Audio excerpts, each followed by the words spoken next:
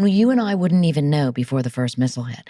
That was shocking to me to have that confirmed, in essence, by Obama's FEMA director. So FEMA, the Federal Emergency Management Agency, is the agency in the United States that's in charge of disasters, right? So if there's a hurricane or a flood or an earthquake, FEMA steps in to help the people. They have something called Population Protection Planning. Fugate was Obama's FEMA director for 8 years, and he just covered an extraordinary amount of catastrophes in the United States. He was also responsible for planning for a nuclear war. He also said an important thing in the second half of that speech, which doesn't get nearly as much airtime, which is that a knowledgeable and alert citizenry is how you balance sort of an idea of peace with an idea of defense.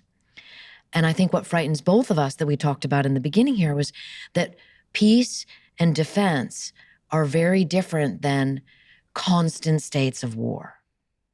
72 minutes. You go through this in the book almost minute by minute, showing exactly what will happen. We know in those first couple of minutes there's a notification that there's a nuclear bomb coming in from somewhere. My question on that was, and I was thinking about this earlier as we were talking about it, how does the president know, how does the world leader of that country know, the prime minister of the UK, whoever it might be, or Netanyahu or Putin, know where that nuclear bomb has come from? Because we talked about this sort of black book of places, this menu that the president has in that football that his aide is carrying around. How does he know which place to pick on the menu to send a nuclear bomb back? Powerful distinction, right? This is not 9/11, where suddenly there are planes in the Trade Center towers and, everyone is scrambling to say, who did this? And the CIA is saying, this is Al-Qaeda, it has the mark of but no one knows for sure. This is not that. This is the fact that for 79 years, the United States has been building nuclear weapon systems, and also systems to detect other people's nuclear weapons should they have them. Okay? But what if those submarines?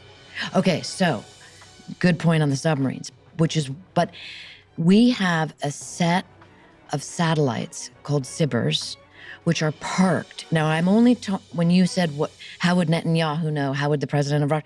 That is a different scenario. What I am talking about is the U.S. president, because I have interviewed people in the U.S. Defense Department and the intelligence community, and the Defense Department knows precisely where a weapon comes from within a second of launch, because the SBIRS satellites can measure the hot rocket exhaust. So you imagine a rocket taking off, lots of fire beneath it. That is measured from 22,000 miles up in geosync. I mean, that is just a technological astonishment. And then there begins the data sent down to these various commands in the United States, the Aerospace Data Center, the Space Force, and they begin measuring the trajectory of the missile and figuring out where it's going to go. Like, it's not going to Moscow and it's not going to Guam. Those would be opposite directions. Is it going to San Francisco or is it going to the East Coast? That is learned in 100 seconds, approximately. Okay? Now, you are right. You cannot, if a submarine launches a ballistic missile, there's no way of knowing where that came from, which is why in the scenario I have that happen, and it creates a whole other set of problems. What are those? I mean, what is the answer to that? Because I was imagining if the SBIRS system sees a nuclear bomb coming out of the Pacific Ocean, I mean, that could be Rishi Sunak. That could be the UK firing one at America. It could be, could be anybody. You are absolutely right that there is no way of knowing. And in the scenario that I chose, because I wanted to try to take the reader through a logical sequence, if you could even call any of this logical, because it's all, they call it MAD, mutual assured destruction. It's really madness. But you cannot know who launched that. So we just go for our enemy in that situation? I mean, do you know what I mean? Because that's what I do. Now you have a new task. You are going to write nuclear war, an even worse scenario. Well, because that's what you would do, right? If you're President Biden, your aide turns to you and goes, "Hi, President, there's a nuclear bomb heading our way." I go, "I know exactly who did that." and you might start firing a couple of back at just the people that you assume would do it. And then they do the same. And The nuclear-armed submarines that are owned by Russia and China regularly come within a couple hundred miles of each coast of the United States, and you can assume the same about England. And how do we know this? Well, you can't see a submarine moving in real time, but you can track the submarine's movements after the fact, owing to a very complex system of underwater surveillance systems that we have in place. And there's a map that appeared in a recent Defense Department budget request to Congress, which I reproduce in the book, that shows just how close those submarines, those enemy submarines, get to the coast. And that reduces the travel time of a ballistic missile down to under 10 minutes. And so this idea that we really are living at the edge of apocalypse is not an exaggeration. The question is, how would this start? Why would this start? Again, read the scenario and you begin to realize this could start in, or have a discussion with you, and this could start in so many, the training test tape. I mean, and the real takeaway is asking ourselves is, why do none of us know about this? Or most of us, rather. There's so many ways this could start. And one of them obviously, again, has emerged front of mind for society since you started writing the book, which is artificial intelligence. Before I get to that, though, I really want to close off on this 72 minutes. I understand the first couple of minutes there. What does the person listening to this need to know about what happens in the subsequent sort of 60 minutes? There's a very fast process where the trajectory of the ballistic missile is being determined. And we're talking in the first minutes of the sequence because everyone is getting ready to tell the president. Because what they're going to tell the president is, sir, you need to choose a counterattack. That is called get the blue clock running. Does the president not get in some plane super quick? So we'll get there in a second, because that's right. where that's the decision tree problem. Okay. So everyone is working on figuring out the trajectory of the ballistic missile. And there is the first confirmation when you see it. And by the way, a ballistic missile cannot be redirected or recalled. Cannot be. Now, ultimately, the Defense Department will wait for second confirmation of that missile from a ground radar system. We have them around the world. The one in the scenario that would see it is in Alaska. It has to be able to see and confirm that missile is definitely coming this way. And that happens at around 8 or 9 minutes. And so the process in between that, everyone's getting ready to brief the president about a counterattack. And so in the scenario, the president learns around 3 minutes, and then they're waiting on the secondary confirmation. And in my interviews with the Secret Service, as I was reporting the book, interesting things would happen. Exactly like your question, like, wait a minute, would the president be staying at the White House? So I, as the reporter, put that question to the former director of the Secret Service, who explains to me how there is a team called the Counter Assault Team. And that is the sort of paramilitary organization of the Secret Service that's going to always be there to move the president really fast if need be. And in this situation, they make a decision, we're moving him. If the target is Washington, D.C., or anywhere on the East Coast for that matter, we cannot have the president anywhere near ground zero. And their job that they are sworn to do is to protect the president.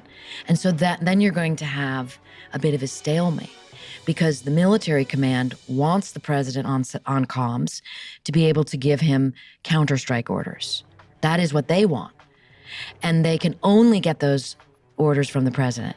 But the Secret Service has a totally different agenda.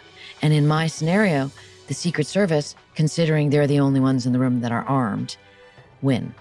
They take the president out, and he flies out of Washington, D.C. in Marine One. Marine One being the helicopter. The helicopter and then I learned even more interesting details, like, okay, so in the scenario, the likely situation is that the electromagnetic pulse will really threaten the electronic system in Marine One, and it will be in deep danger of crashing.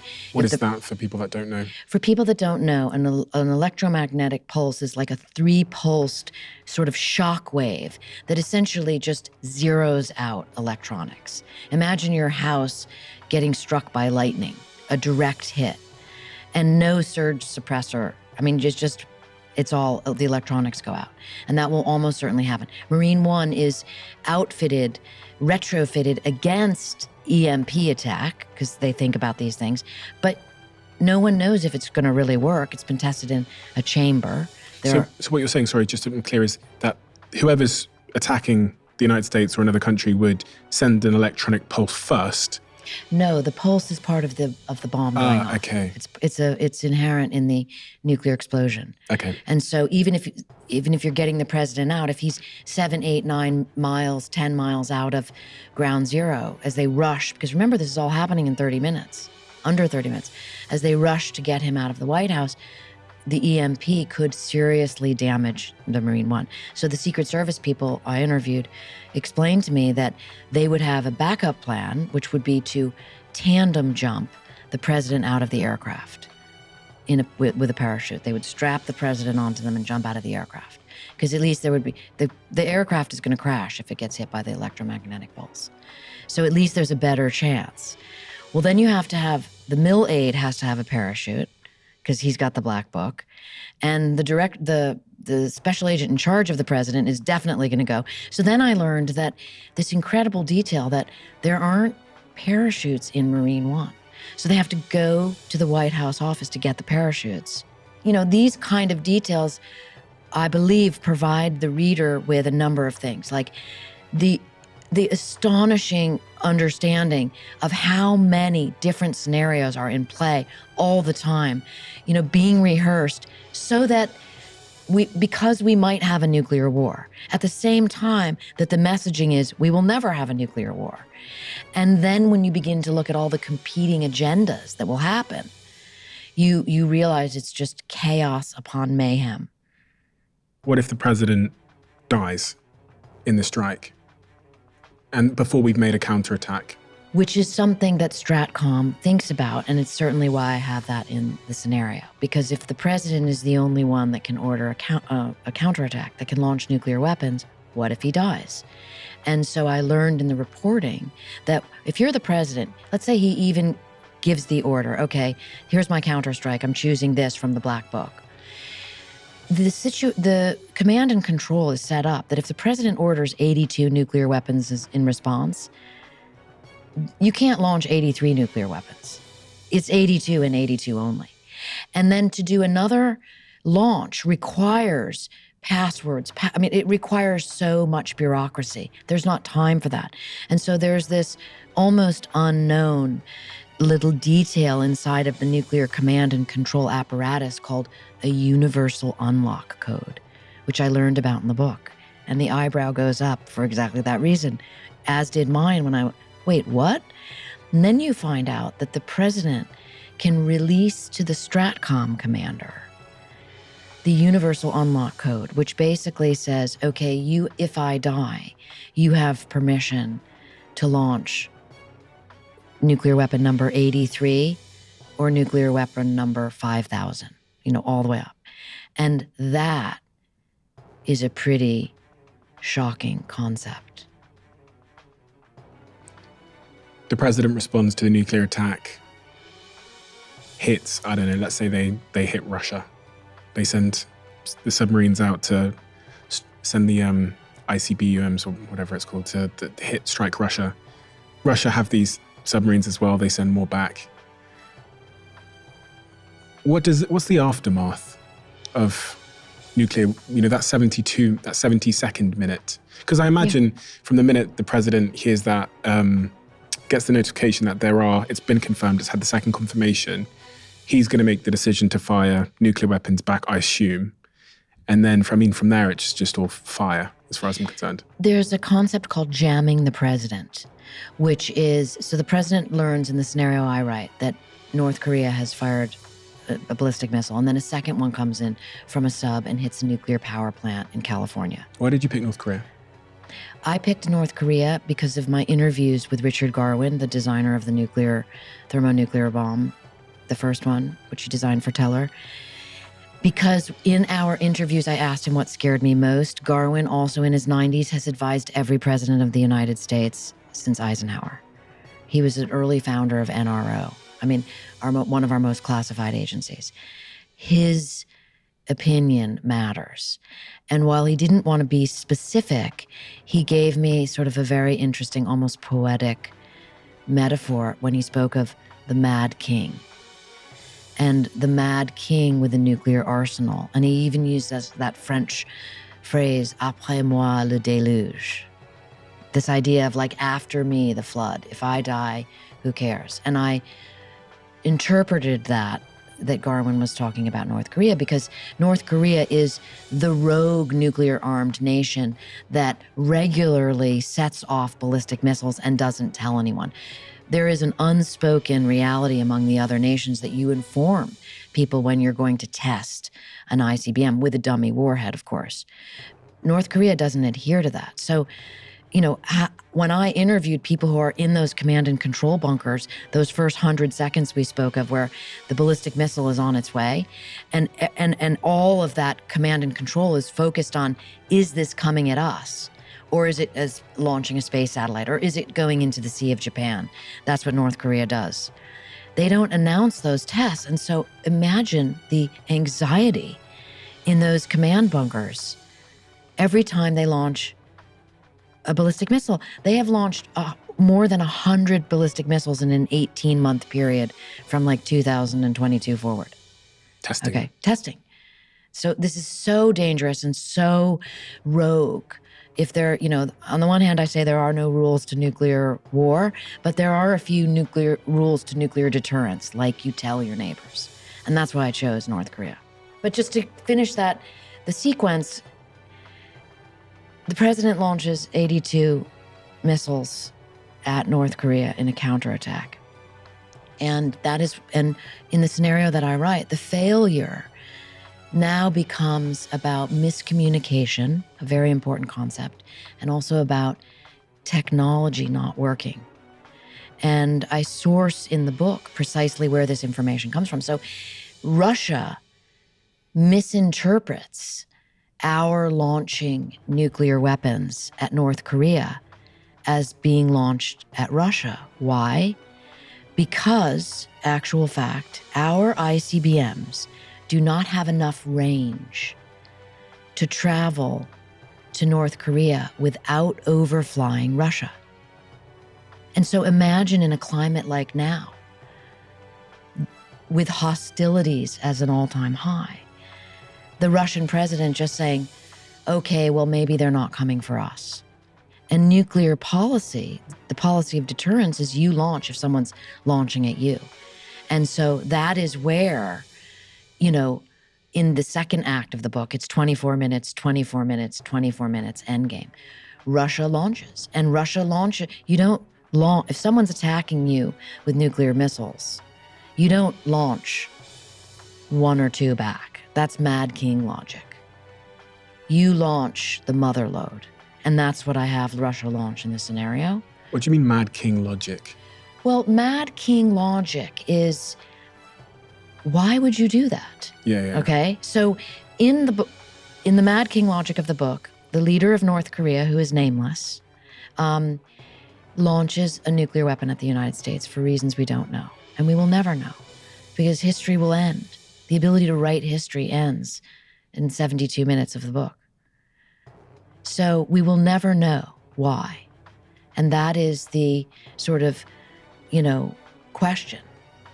Mad King logic is very different than Defense Department logic, or, in many regards, Russian nuclear command and control logic, which I interview sort of the world's expert on those subjects to be able to, give readers quickly an idea of what that logic is and why it has held for 79 years. Can't we just shoot it out the sky? That is the great fantasy that is a fallacy, right? So let's talk numbers for a second. America has 1,770 nuclear weapons on ready for launch status. They're deployed. Okay? They can launch in seconds, minutes. Maybe some of the bombers take an hour or two. Russia has roughly the same, 1,674. That's the parity of the nuclear treaties. That says nothing of the thousands more that we each have in reserve. But those are actual nuclear weapons that are pointed at one another, ready to go.